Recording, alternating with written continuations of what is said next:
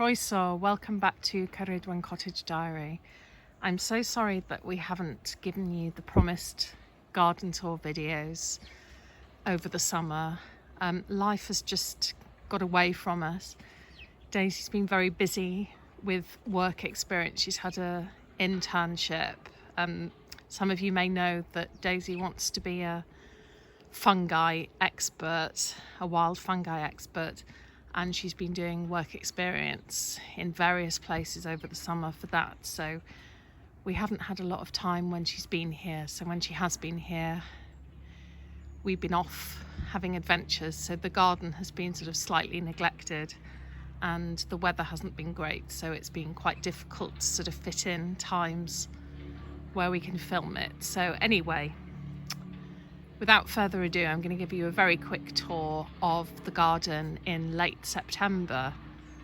And I think you'll agree that there's still an awful lot of colour and interest.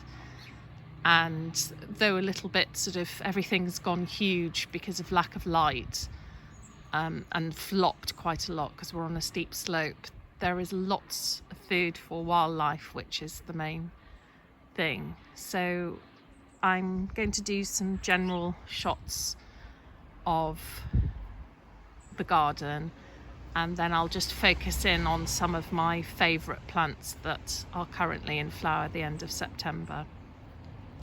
It's particularly important, I think, at the beginning and end of the year, so early winter and into the autumn, to make sure that there is plenty of food for wildlife, because obviously they're very, very difficult times and very critical times for wildlife. So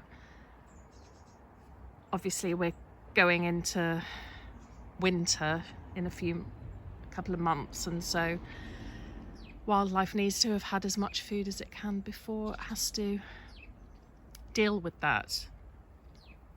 So I'm going to focus on some of my favourite plants. Hang on. Of course, we've got the black-eyed Susan or Rudbeckia here, and then we've just got a little bit more of the lovely Echinops. I deadhead that as soon as it's finished flowering the first time, chop it down to the ground actually, and then occasionally new spikes come up like this one, which is lovely, brilliant for bees, butterflies, hoverflies, and then great later on for the birds. The seed heads are great for the birds. And the best hardy geranium, in my opinion, to have in the garden is this one, Roseanne, which flowers from May, and it's now October actually, and it's still flowering, so really well worthwhile, and again loved by pollinators. This magical, I love this here. This is a bistort, and it just looks like a fairy flower. It's just magical. It just twinkles, particularly first thing in the morning and in the evening. It really suits this time of year. It sort of lends a sort of misty enchantment to the garden. We've got that in quite a few places.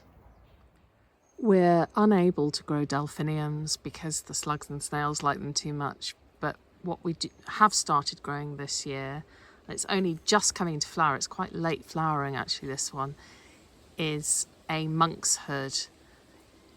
So it's Aconitum arensi, this one, and it's it's got that same sort of look as a delphinium, but later flowering and doesn't get eaten by the slugs and snails. So I'll definitely be growing more of that. And of course, no autumn garden would be complete without the Japanese anemones. This one's September Charm. And this statuesque plant, this lovely umbellifer, is a Selenum.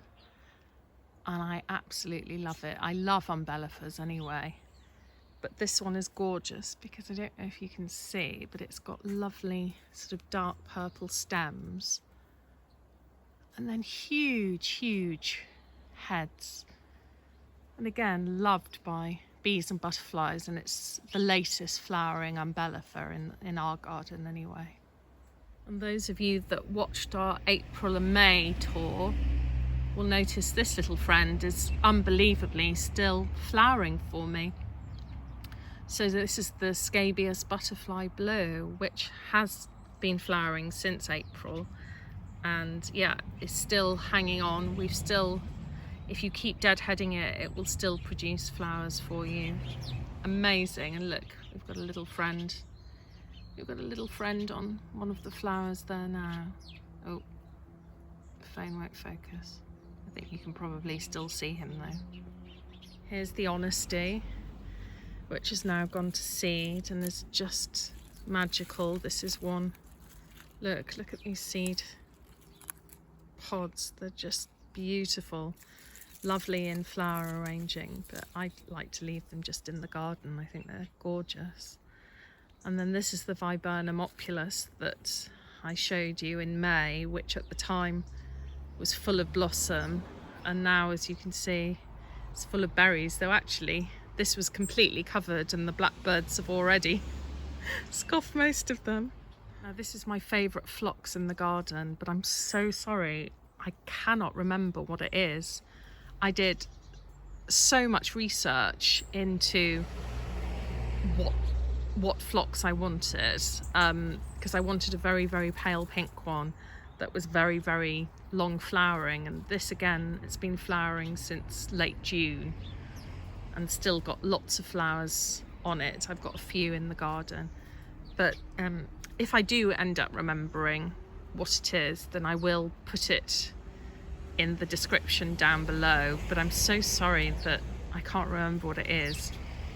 I researched and researched and I can't find it. So, but yeah, I would recommend phlox. Any phlox really in the garden. They're amazing at this time of year. And this is my favourite helenium in the garden. I made a decision that we wouldn't have red in our garden. We used to have red in other gardens that we've had, but for some reason the light here, there's a particular light. I don't know if it's because the light bounces off the river, which is right in front of the cottage, into the garden, so it gives the light a very specific look, and red just looks very, very harsh in this garden. So I chose this helenium, which is Sahin's early flowerer.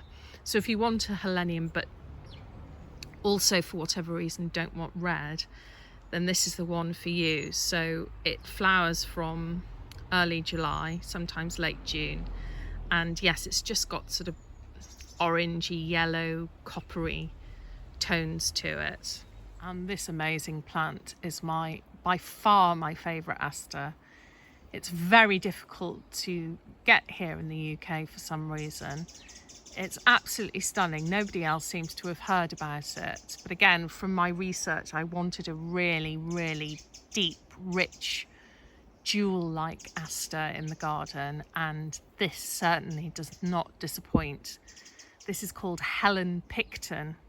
It's one of the New England asters, I believe. But let me just... hang on, this is going to be a bit clumsy. I do apologise. Oh, can you see that? So it's almost got like, it's got a sort of orangey centre, and then, I mean, you know, I can't do anything fancy on on the computer or the phone. This is just its natural colour. It's so vibrant. It's stunning. It does get quite tall, but yeah, I wouldn't be without this one. And of course, it wouldn't be autumn without sedums. They're not called those anymore, are they? I can't think what they're called. I can't remember what they're called now. I'll put it in the description. I can't remember what the names changed for a sedum. But these are, I'll insert some photos of, it's a bit of a gloomy day today, but yesterday it was really, really hot and sunny, and it was just full of butterflies and bees. It was beautiful. So this is definitely a must-have for an autumn garden if you like flowers and if you care about your wildlife.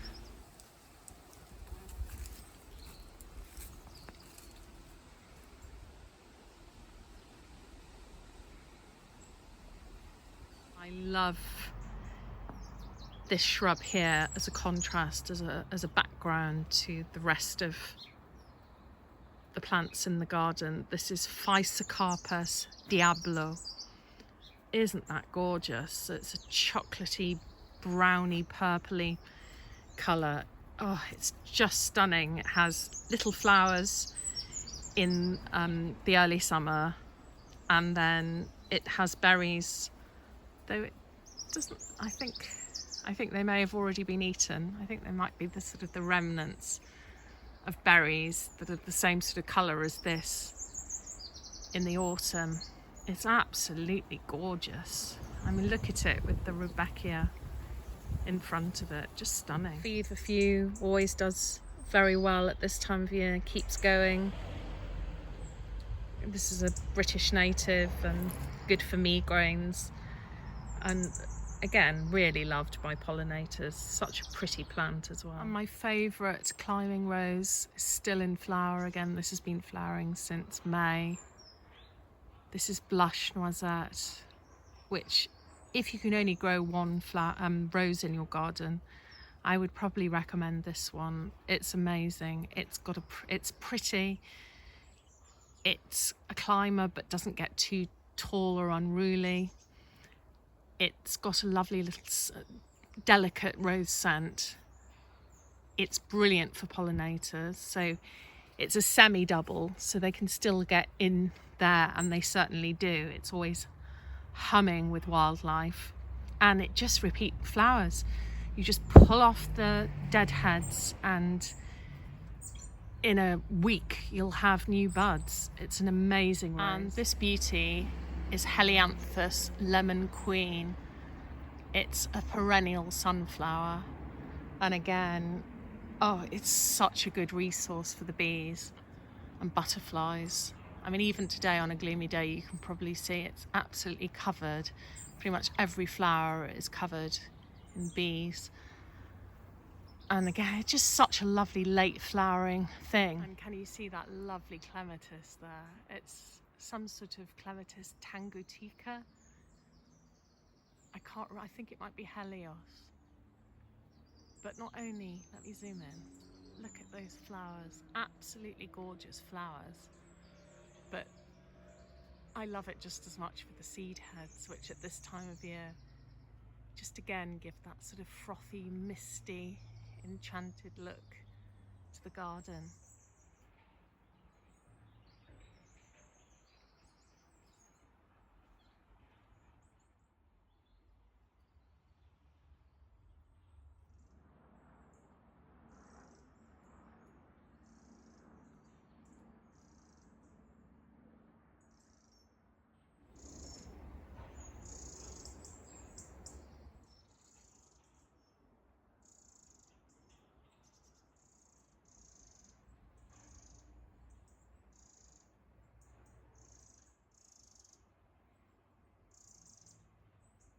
Evening primrose is still doing really well, and please leave the seed heads on, because finches, particularly goldfinches, absolutely love the seed heads of evening primrose. I deadheaded the red campion straight after flowering, and that's come back for a second flush, as it often does, which is very pleasant to see. It's one of my favourite wildflowers, a wild carrot, which I've sprinkled seed everywhere in the garden, and oh, I just love it. I mean, even the seed heads are absolutely gorgeous. Absolutely beautiful plants. Definitely make space for this in your garden.